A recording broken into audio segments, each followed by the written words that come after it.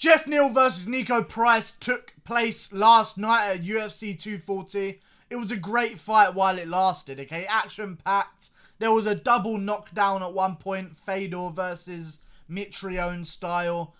It was just great to watch. It was great to watch, and that's what you get when Niko Price fights. When Niko Price fights, there's going to be excitement, and one person's going to get finished.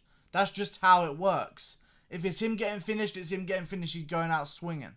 Okay? Or he's going to catch you doing some dumb shit and put you to sleep himself. You know? Geoff Neal showed that he's a legend, though. I actually called this fight almost to a T. I thought Geoff Neal was going to go in there and in the second round get clipped by Niko Price and hurt bad. But then somehow find a way to escape the brawl and turn it into his own fight. It didn't end the way I thought it was going to. Because there's one thing that I hate in MMA above all fucking else. And Dustin Poirier is the reason that's introduced this hate into my life. I hate this. When guys have someone hurt and they pull guillotine, it is the single most stupidest fucking thing in the history of the sport. He has Geoff Neal all over the place. Has him in a clinch position. Geoff Neal is bent over in front of him, looking for his legs.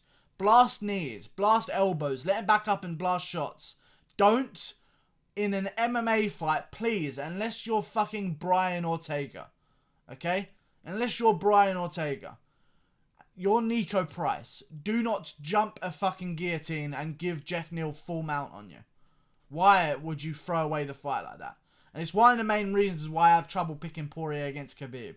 I think Poirier has everything to beat Khabib. Fight IQ is something you can't teach. Poirier, when he's getting taken down, he just jumps guillotines and then none of them work. You don't understand. The better and better these MMA fighters are getting, the harder and harder it is for submissions to land. Punches are always going to land, okay?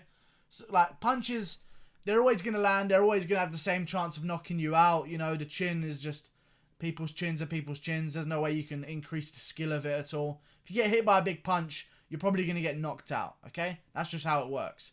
Submissions in MMA are so difficult to land now, okay? Which is why you don't see many submissions outside the first round. Fair enough if someone gets taken down, immediately gets a rear naked. It's easy, right? There's no sweat. There's no nothing else going on. There's no blood. There's no heart beating insanely fast after a war. Submissions in MMA are so much harder to land. I think that guys, unless you're like an expert, Niko Price, you should not be fucking pulling guillotines on Geoff Neal. Trying to get... I have no idea what happened. But Geoff Neal gets the job done. I was suspect about his chin.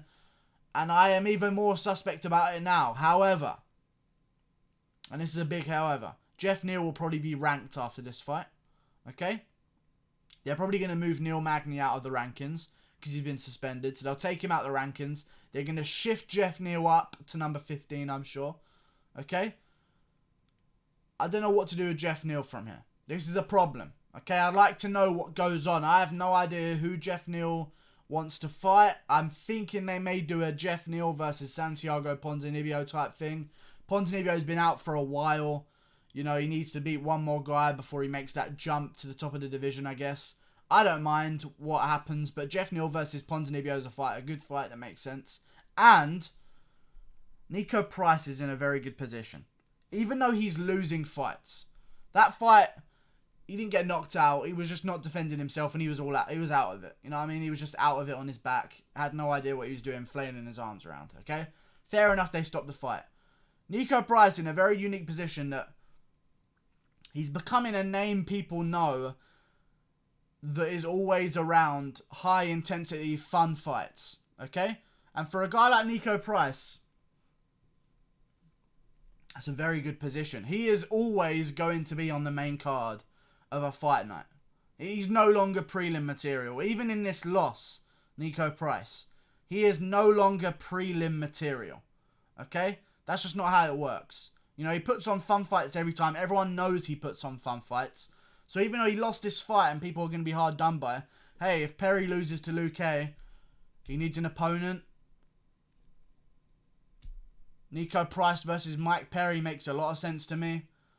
What about Price versus Joe Bantu? I don't mind seeing that. You put Price's name with anyone, immediately you think action, you think entertainment. He's going to be a main card mainstay on fight nights, for sure. But yeah, good performance from Geoff Neal. Risky performance. Got put in a good position by Niko Price. But either way, man, Geoff Neal, he's good. He's very technical, very good striker. But that chin, man, I told you it before. I said I sense an incel chin. And I can see it on him. That chin is not made to take punches. That's an incel chin. And he got clipped and hurt on many occasions. But, you know, good job to Geoff Neal. We'll see what happens from here. I'm nervous about picking him again, though. Because that was a rough one. I thought he'd get by a little bit easier than that. But, like and subscribe. Click that there. Goodbye.